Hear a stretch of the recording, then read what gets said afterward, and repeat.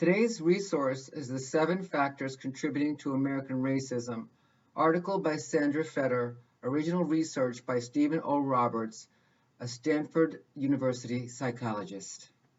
I am Reverend Lane Cobb. I am an interfaith, interspiritual minister, and a certified life and business coach. And I almost exclusively work with women to help them break through limitations and to actually return to our natural state, which is love and unconditional acceptance and divine partnership. And so that our life runs smoothly. And that is a privilege for me. It is also a privilege for me to be working with my co-host, Reverend Eugene Holden, and I'm going to let him introduce himself because I'm in love with him. Eugene, take it away. Hey everybody, I'm so glad you are here. I'm an ordained spiritual transformation minister. I've been a student of New Thought for over 33 years, specifically science of mind and spirit. I am a licensed religious science practitioner. I have been for 15 years. I've worked for Home Office for Centers for Spiritual Living for 10 years, managing the World Ministry of Prayer Department. I have contributed to the Science of Mind magazine for over 13 years. I have facilitated, numerous spiritual growth retreats around the nation, and a couple in Canada, one in Mexico, in Jamaica. My purpose for being here on this planet is to assist people in remembering who and what we truly are, and that is divine beings of light. And that's why we are here today. We are indeed, and we are all divine beings of light.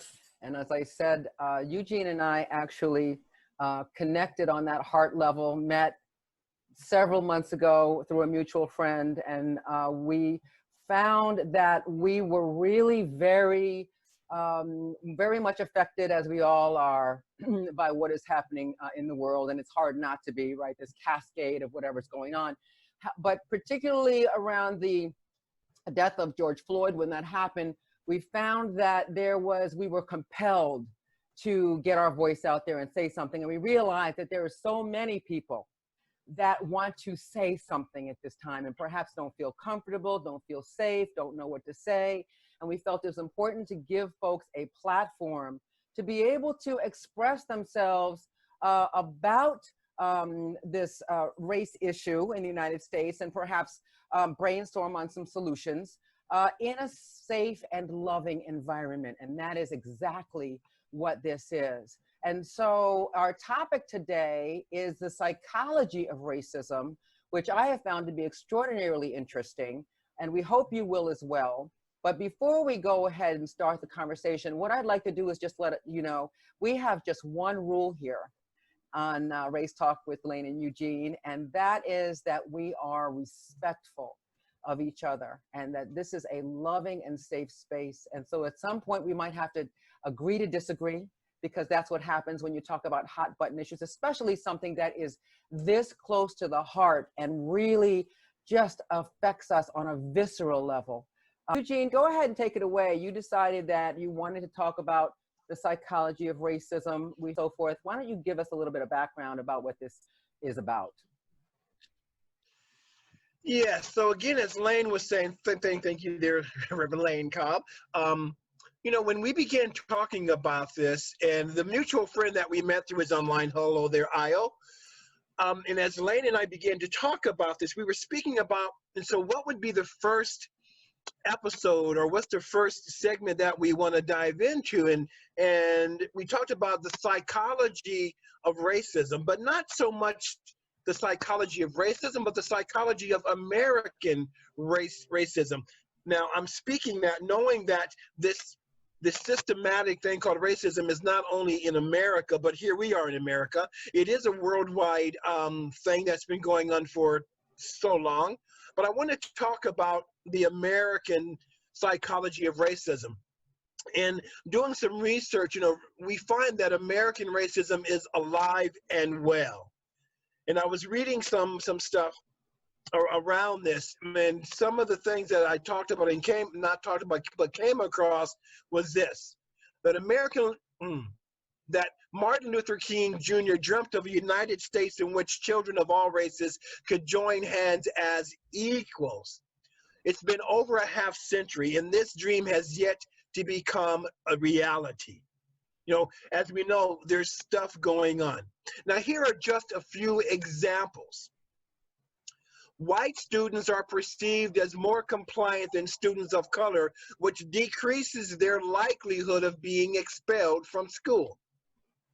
White homeowners are perceived as cleaner and more responsible than homeowners of color, which increases their home equity. This is the one that touched my heart. White criminals are perceived as less blameworthy than criminals of color. Check this out, which decreases their likelihood of being executed. Yeah. You know, simply put, you know, American racism is alive and well. It's an interesting thing, right? And a life and that death issue. And a life and death issue, right? Yeah, Alive and well, yeah, and a life and death issue. yeah, yeah. Life and death issue. You know, it's an interesting thing when we talk about this. Is a whole different thing that we can dive into, right? That it's been 150 years since the Emancipation Proclamation was written and signed on January 1st, 1863. And here we are still talking about this. And we can talk about what that Emancipation Proclamation was really about, but I don't want to get into that right here and right now as we talk about the psychology of racism. So the psychology, when you're talking about psychology, you're talking about a belief system that we have that informs our everything that we don't even know we're being informed by, right? It has to do with our upbringing. Of course, we know that, but it is also somehow kind of hardwired into us after generations and generations and generations of this, if you will, education. And that this is how it's supposed to be. So my expectations for myself, my life, my circumstances, other people, actually are inbred into me. And once I expect something and I notice that my outer environment agrees with my expectation, then there's no need for us to look any further, right? That is what we're talking about. We talk about the psychology of racism. Why do people think this way, and how do our thoughts actually guide our behaviors, and then how do our behaviors then reinforce the prevailing aesthetic, like what is happening in the Gestalt, right? So one of the things that that Eugene was talking about is the in the criminal justice system, how racism is affected by the psychology of racism, or how, convictions and so forth. And it's not just that white cops or white people, let's say, or people of non-people of color, right, don't like Black people or people of color. It isn't just, it's not that, right? It is that there is an assumed guilt, and there is that that separation that was developed way long back during slavery and so forth, the separation between the people of color and whites, right, that systematically kept apart, that there was a very little social interaction.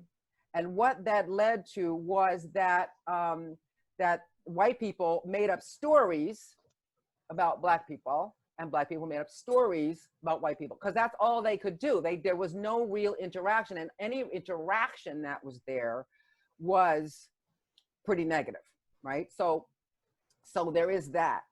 The way that shows up today is that when we are limited, when people are limited, exposure is limited, we still have these stories that are not based in reality. They're just based in whatever the media tells us, whatever we heard from someplace, whatever we saw a couple of times, like that. And whatever our visceral feelings about that group is. Now, there's another thing, that there's a need, of course, a human need to affiliate with a group, that we need to feel like we belong somewhere. This is a survival mechanism. This is an ego thing. This is our self-identity, right? And so we need that on a very human, natural level. And what happens is we affiliate with the group that either looks the most like us, thinks the most like us, or that we spend the most time with, right? Now, what has been shown in studies is that when communities can become more integrated, if you will, and exposure happens earlier, that there isn't as much need to tell stories. However, as we know, systemic racism is so insidious that you really can't, you cannot separate. You can't separate whether you've made something up or whether you're thinking from a realistic perspective. So I said I was going to talk about the criminal justice system. So people, it's interesting, white, black, otherwise, actually recognize faces of the dominant race, right? Wherever they are. So white people recognize the faces of white people. Black people, depending on where they are, might recognize the faces of white people as well. But white people don't recognize the faces of black people. It's very interesting. They've shown this so that when you're talking about a criminal ID, like, did you see this person who committed this crime? If the witness is white, they are more likely to say, yeah, that black person did that crime. Not only because the insidious underlying belief is black people are more prone to being criminals and less deserving than white people and less excusable like that, but because it looks like that guy, it looks like that woman. I don't know. It looks like them because the socialization, the psychology, they don't see faces. And so this goes so deep. I love, how deep this goes. Eugene, I know you also have been a student of psychology and human behavior for a very long time, mostly because we want to deliver people from false ideology. But anyway, and so we found so many things. I've got 7 factors that contribute to racism from the psychological perspective. But I want, Eugene, please, I want you to contribute, and then we'll talk about that 7 factors, then we'll open the floor for some conversation, if that works. Does that work? Yes, nod your head, everybody. Okay, good. Sure, of course. This psychology of American racism, it runs so very deep. And here's the thing about it, right? The reason why it is systemic is because that's how it was planned. In all the research that I've been doing around it, this was something that was deliberately done, which is an amazing thing. And I've been writing notes as Lane was speaking, because there was a note that I wrote down, the name, Lynch. So there's, in terms of the times in slavery, it's interesting how racism has even gotten into black on black racism. So, and there's a letter called the Willie Lynch letter. Willie Lynch was a very successful plantation owner in the West Indies, and the slave owners in the North and South, North Carolina, in the plantations in the South, brought him up for him to talk to the slave owners, the plantation owners, to talk about how they can be more successful. And it was an interesting thing, and I don't have the letter right in front of me, but there were things in there that was just remarkable, where you can see how this was set up, where black people sometimes have a bias against black people. Willie Lynch says in this letter, which is a psychology, right, that you want to pit the lighter skinned blacks against the darker skinned blacks. You want to pit the house negro against the field negro. You want to do these things in such a way. He said, this is interesting, that if you do this correctly, this will have an effect for over 300 years. Right, so this is a system that is put in place, not only where you have the here we go with that white supremacist outlook, but it is so insidious that you have it going within the communities of people of color. It's an interesting thing when I walk down the street and I see another black man, be it light skinned or darker than I. There's not all the time, but there's an interesting thing that happens. Sometimes eye contact will be made, sometimes not.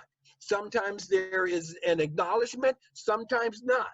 You know, and it's because of this psychology that we don't even know that's going on in the background. There's so much to this. And so we're talking about the psychology of American racism on this particular day, so that we can start to have these conversations where we can start, because your voice really does matter. It's really important, so that we can start talking about, okay, how do we heal this? You know, and I know, and I think I can speak for Lane, that we know that this won't be healed today or tomorrow or the next week, but at least we're starting this conversation.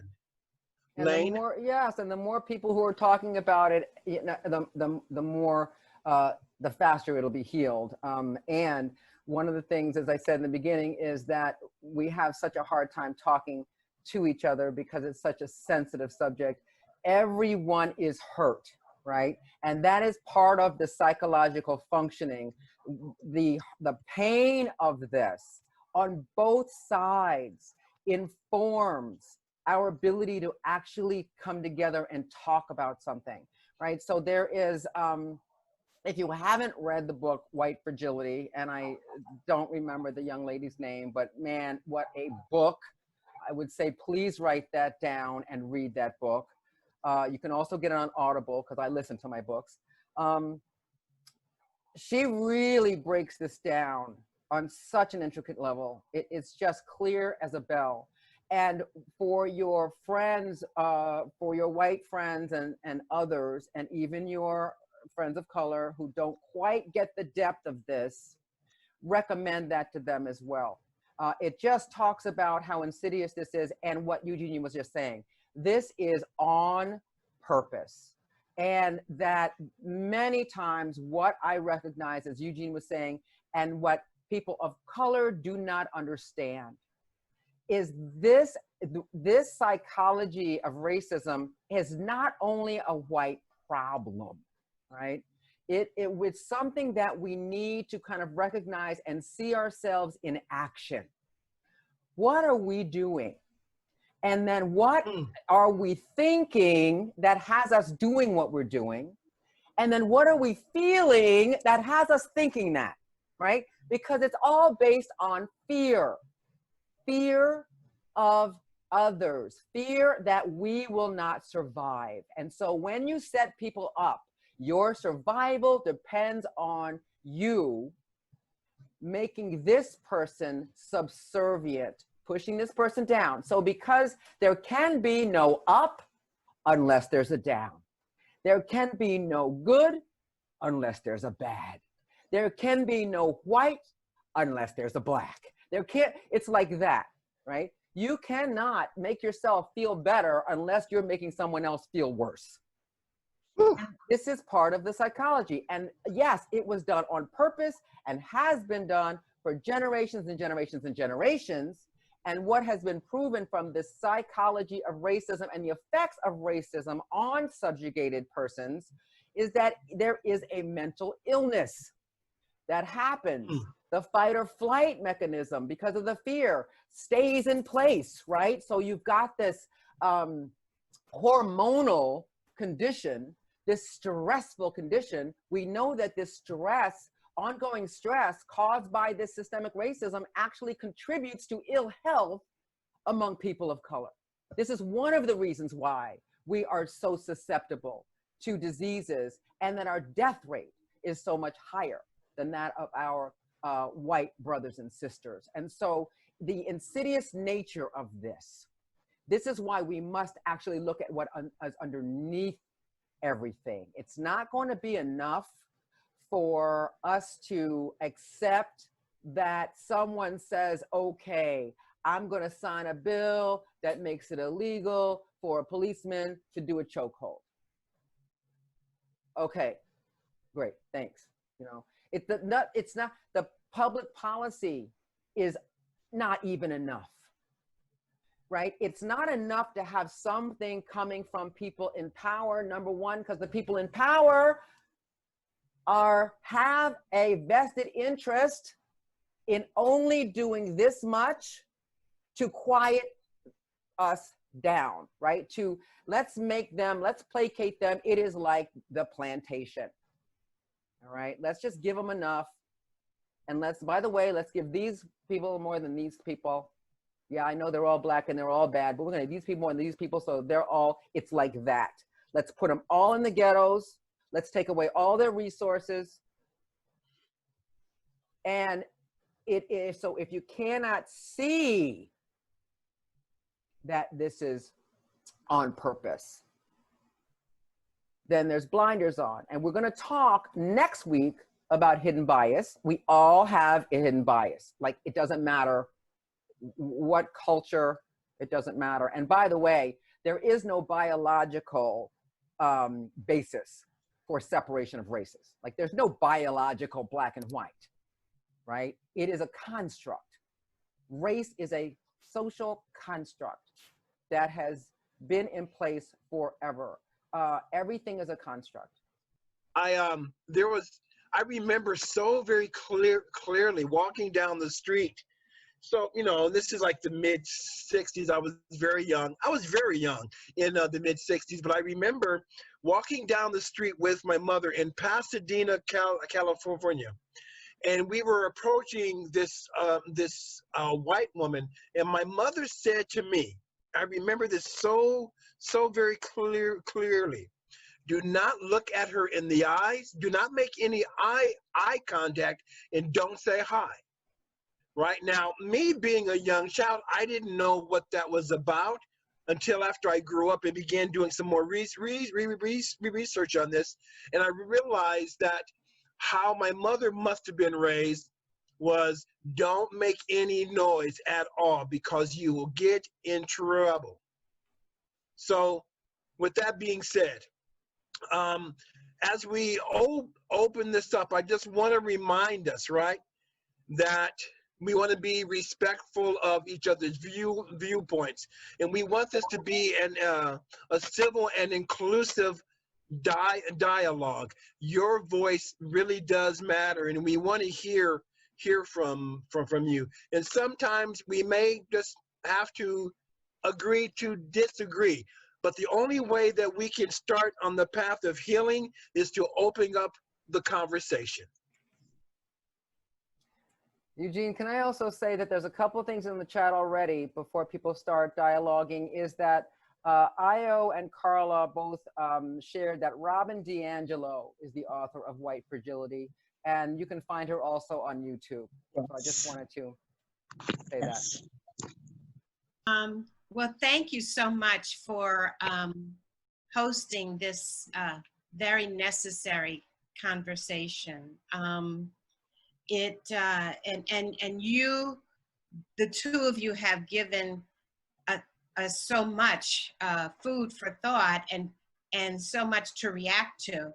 I was really trying to think about, you know, just honing in to one thing. And I just want to share this very quickly because it was very recently a conversation that I had with someone. And it's in reaction to the wonderful, in my point of view, the wonderful selection by Biden in the person of Kamala Harris.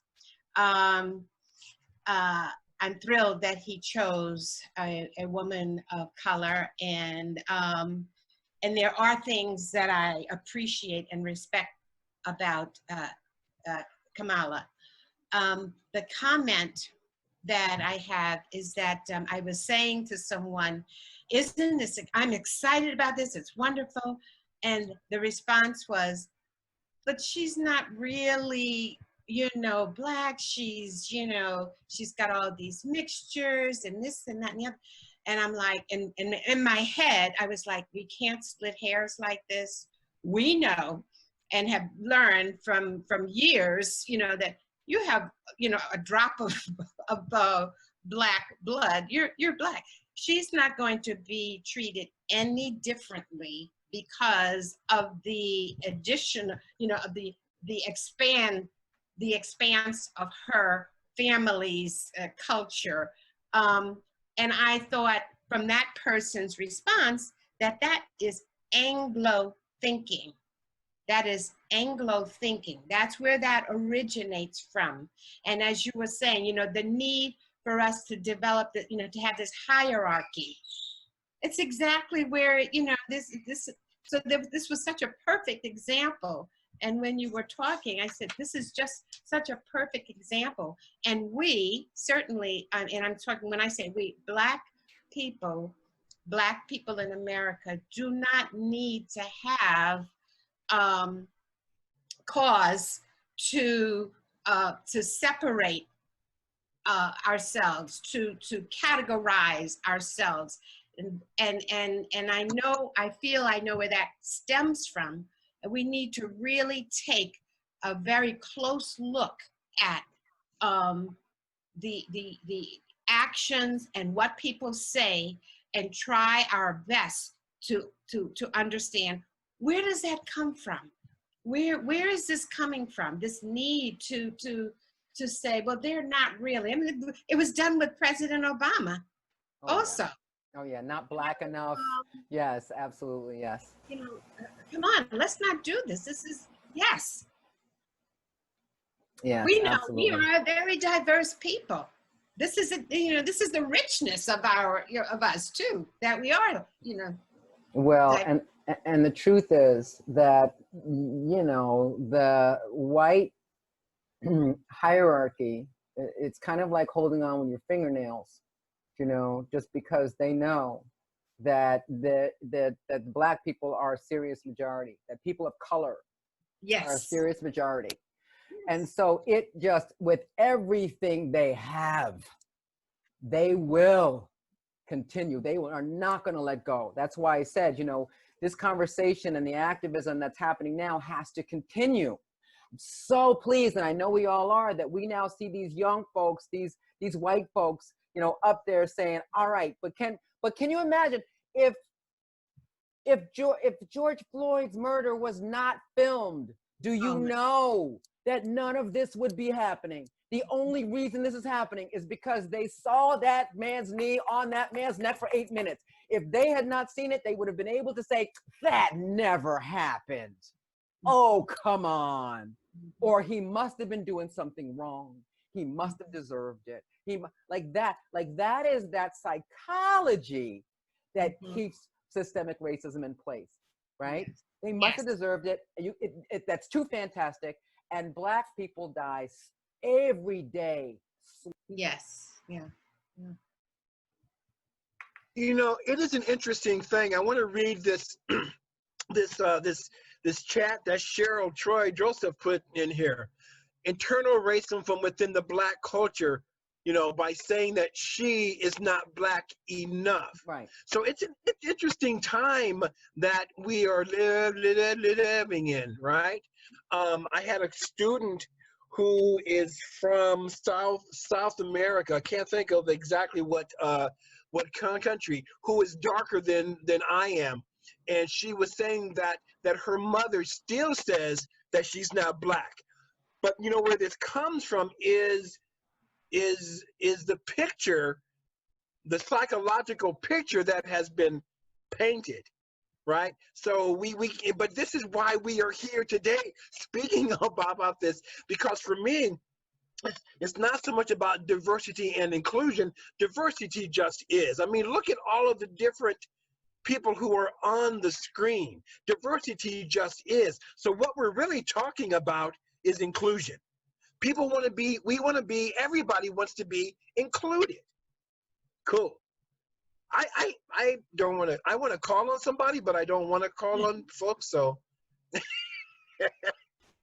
but I am really wanting to hear from our sister Christy. Yes, you. Hi, how are you? Yes, hi, Christy Semple. I'm a licensed practitioner, Center for Spiritual Living Greater Pittsburgh, and a ministerial student, Oh, and the great. parent of an 11-year-old daughter. And so, with all of those things, I'm listening. I'm desiring to understand. And what you just said about inclusion, you know, the facets of understanding this, understanding ourselves, and people talking about wanting to go deeper. This is what we're talking about, is, and that I'm really fully trying to understand that, so that I can practice it, so I can be that, you know, as a practitioner, as a parent, as a minister. And so I'm really listening and learning and writing so much down. And I do want to say, I'm sorry, I'll need to leave a little early. I have a meditation that starts here pretty soon that I'm part of. So it's so good. I'm staying here till the last moment, but I will be here next week. And so again, I'm listening and learning and growing in my full or greater understanding. So thank you very much. This is, I've followed you for a long time, Eugene Holden, and I've quoted you when I've given lessons at our center, and so it's so wonderful to hear directly from you and with Lane. This is wonderful. Thank you very much. So glad to have you. Thank you. You're welcome. Thank you for participating, and we hope to see you. We've got 7 more broadcasts, 7 more times Yes. for us to get together, At and least hopefully some more. that. Yeah, it's going to be awesome. We're going to talk about something else every single time. So thank you, Christy. Yeah. Thank you, Christy. Thank you. Who else? Right. Yeah. So I'm excited to be on this call, and then thank you to Eugene. I don't know you, but I know Lane very well, and Francine, and this is very important. And I'm like Francine in a way that I'm so excited about this historic moment about Kamala being chosen. This is a very historic moment. This is a very powerful moment that we're living in. As Christy had just said, she's listening and learning, and that's a part of it. That's a big piece of it, of us trying to come together. I was listening to Lane's 7 factors also, and the separation piece. I just wanted to make a statement that my thought. I had my parents were from the South also, Eugene, and that story you just told, I had heard many times before, but from a male perspective, and think about that,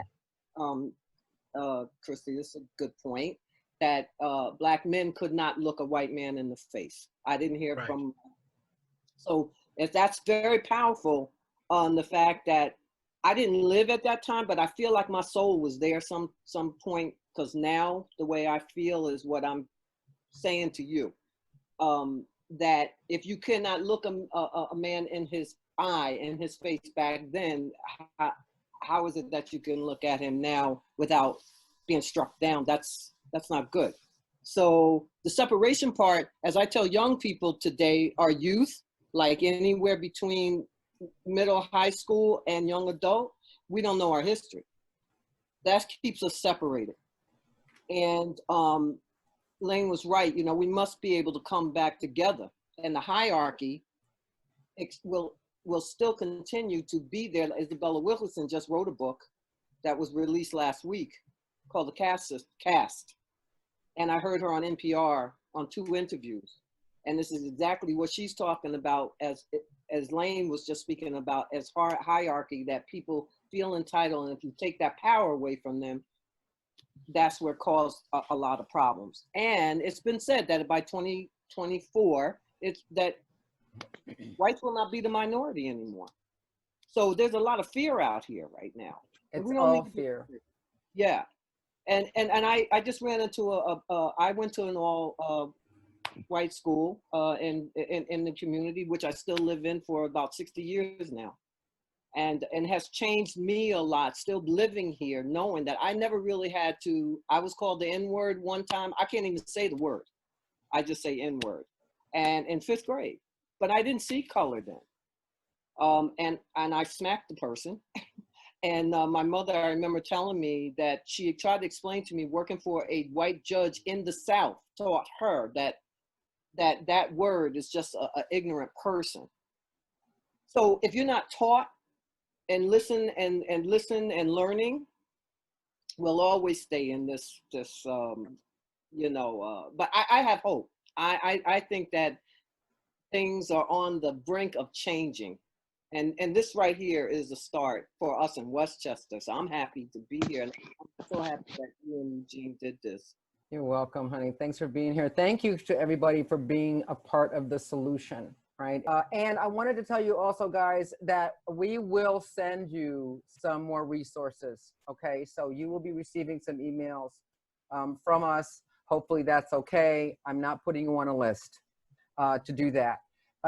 And we have a resource that for you, I'm going to put that in the chat box near to the end as well. It's a wonderful thing to set you up for our next week's conversation on hidden bias. It's called, Are You a Closet Racist? 10 Things That You Want to Think About. And it isn't to say that you are racist, it's just 10 things that you want to think about. And that doesn't just apply to people if you say that you are white, by the way. Okay, so just letting you know. All right, Dad, you want to say something? I see you raising your hand. Oh yeah, well, I in listening to this and listening to the comment that Kamala Harris is not black enough, just points out that this thing we call racism, this cultural controversy, is very complex with all sorts of biases in it. I mean, beyond race bias, it's appearance bias, it's class bias, it's so many things together, really. And I just wanted to point that issue out. When we talk about how we're treated, several years ago, Lawrence Graham wrote a book about named Our Kind of People, and it's how the African American upper class thinks of the people who are poor and don't. I mean, that's in the issue too. An organization I belong to sponsors a tour of the HBCUs every year, and they began to get criticism from a group saying, "Why don't you tour the Ivy Leagues too?" Says, "Why don't you?" All right. I mean, it was that kind of a thing that exists in our culture, in both cultures, the African American culture, the white culture, the culture in general, the American culture, really. So it's very complex. Yes. Yes. Again, let me speak to that, right? Remember, there cannot be a good without a bad. There not going to be a white without a black, a rich without a poor, an educated without an uneducated. Like well, I don't know that I don't know whether I agree with that or not. But, okay. And I understand. We can have a conversation after this call, Dad, and I know we will, because I know my father. I know my father. And, you know, but this is it. It's like the science of separation and how that judgment is wired for self-identity survival, right? It's all about survival. It's all based on fear. Racism is all about fear. And that's the bottom line. And for us to be able to come together and have a conversation in a place like this where we have agreed that we will not point fingers at each other, that we will listen to each other is so important. And I'm just so grateful to have the partnership with Eugene and also to have you all here. We have 8 more minutes. Can we have a couple of more comments, please? I would like to hear from Carla. My friend Carla. If she is so inclined. I'm trying not to be heard. Too late. No, I speak so often on this subject matter that I love being a listener, and I appreciate hearing some of these things. I'm currently actually running a book club on white fragility, to primarily an audience of white people who are in leadership roles. And it's been an interesting revelation for many of them to see how deeply seated racism is. I'd also like to point to you an article, I think his last name is Rice, it was in the Atlantic, about third-degree racism. Just will give you an idea of what corporations and organizations are dealing with, trying to manage this issue in ways that we never talked about. Thank you for this conversation, though. Thank you for those 7 factors.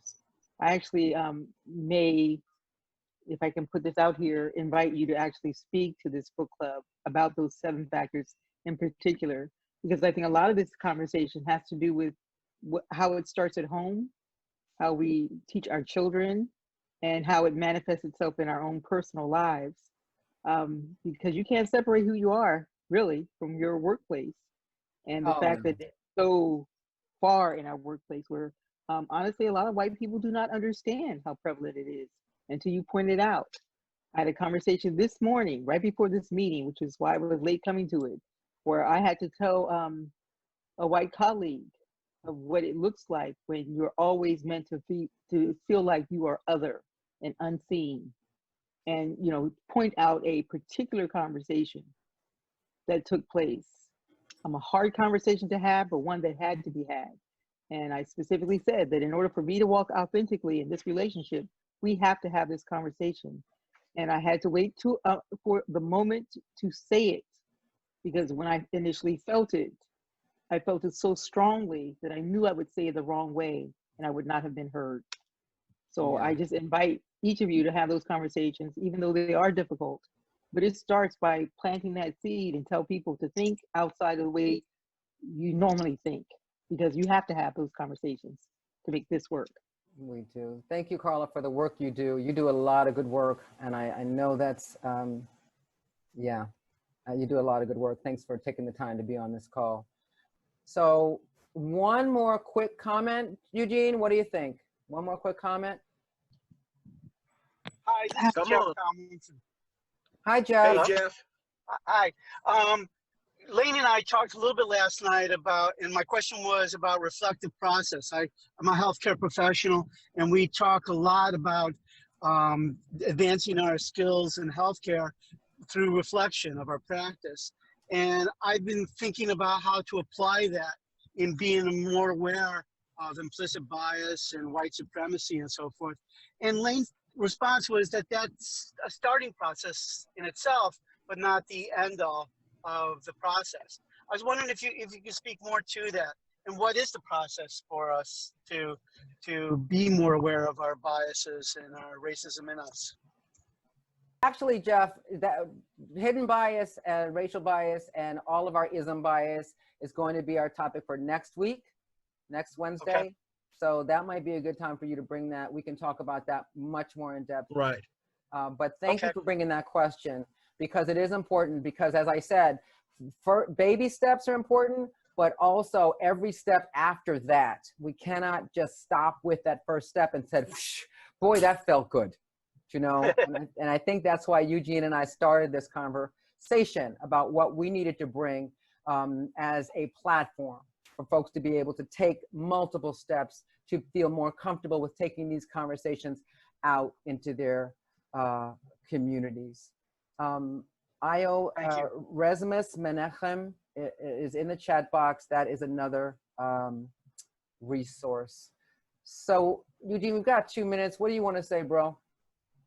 What I want to say is that this is just the beginning of a long-awaited and something that is needed conversation. And I want to invite everyone to be back next week, and also to invite some friends to register for Race Talk with Lane and Eugene, because when we say that your voice matters, that's for real. You know, we can only heal when we are willing to have a conversation. We can only heal, and this is what I love about the art of conversation. It's a two-part thing. There's, of course, the talking part, but here's the most important part of communication for me. It's having the willingness to listen, having the willingness to not only listen, but to really hear what is being said. So I want to, again, invite everyone back for next week, and be a friend, tell a friend, bring a friend. Absolutely. Lane? Yes, thank you. Please do that. Also, just know that the registration link does not change. You've registered for one, so now you're registered for all. You'll continue to get reminders from Zoom. And also that your link for access will also not change. And please do us a favor, share the reg link and not the direct Zoom link. The recording will be on Facebook and our Facebook events page. I have put that into the chat as well. It is a short link, bit.ly/FB Race Talks. Alrighty, so just join that page. You can also enter some comments on that page. If you love this conversation, hey, this conversation got something out of this conversation, please do go ahead and put a comment in that chat. We love you. Eugene, I love you, bro. And y'all take care until next week. Okay, next Wednesday, same time, guys. Take care. Feel free to reach out to us if you have questions or comments. Thanks for your partnership.